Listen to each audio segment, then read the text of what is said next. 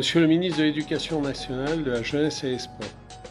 notre pays traverse une crise sanitaire sans précédent. La lutte contre la Covid-19 est un enjeu majeur pour chacun d'entre nous et le sport doit également y consentir des sacrifices nécessaires. Quelles mesures concrètes le ministre chargé des Sports va mettre en place pour que le mouvement sportif puisse reconquérir, puis dépasser les niveaux d'activité et de pratique nécessaires au bien-être et à l'épanouissement des Français? Monsieur le Président, cher Monsieur Lieberman, c'est évidemment une question très importante parce que le Covid-19 a été pour le sport comme pour d'autres domaines un énorme défi et nous y sommes encore. C'est un défi auquel on a répondu d'abord dans l'urgence, je crois avec une certaine efficacité, puisque 3 milliards d'euros ont été consacrés à la défense des structures sportives, donc leur permettre d'avoir les ressources pour compenser le manque à gagner lié à la crise sanitaire à partir du mois de mars 2020. Et ce sont donc des mesures défensives que nous avons d'abord prises. De même, nous avons pour la rentrée de septembre essayé au maximum de prendre d'autres mesures défensives, d'abord en cherchant des mesures les plus favorables possibles au sport. Même la jauge à 5000 peut apparaître comme un élément de difficulté, mais elle est plus généreuse que ce qui s'est passé dans d'autres pays. De la même façon, nous avons travaillé par exemple à ce que les sports de lutte puissent avoir lieu dès le mois de juillet, et ainsi de suite.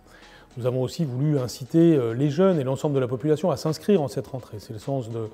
la campagne Envie de sport, de ce que nous avons fait avec Roxana Maracineanu pour encourager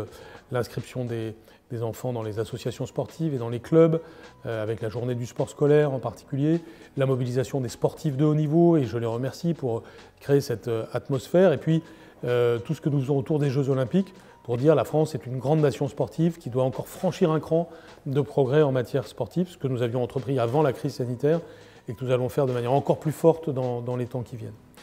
Alors on doit bâtir l'avenir dans le contexte des Jeux Olympiques qui nous servent de locomotive pour inciter à faire du sport et prendre des mesures particulières. Par exemple les 30 minutes d'activité sportive quotidienne que nous souhaitons pour nos écoles, nos collèges et nos lycées. C'est aussi tout ce que nous voulons pour développer les infrastructures sportives en multipliant par 3 les moyens mis par l'État en soutien des collectivités locales dans le cadre du plan de relance. Et de façon plus générale, c'est l'ensemble des mesures que nous allons prendre et que nous prenons déjà en tant que ministère de l'Éducation nationale, de la jeunesse et des sports pour unir l'ensemble de ces sujets, c'est-à-dire l'éducation, la jeunesse, les sports, pour offrir plus d'opportunités sportives à nos jeunes. C'est par exemple la création de l'enseignement de spécialité éducation physique et sportive dans le cadre de la réforme du baccalauréat. C'est la création du bac professionnel métier du sport que nous sommes en train de préparer. C'est la multiplication des sections sportives dans les établissements scolaires. Tout ceci doit donc vraiment nous faire franchir une nouvelle étape que nous aurions dû franchir de toutes les façons au titre de la préparation des JO et de l'héritage qu'ils laisseront après 2024 et qui doit nous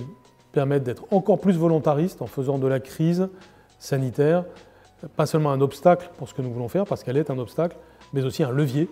parce que notre réaction à ce problème doit nous permettre de faire des progrès.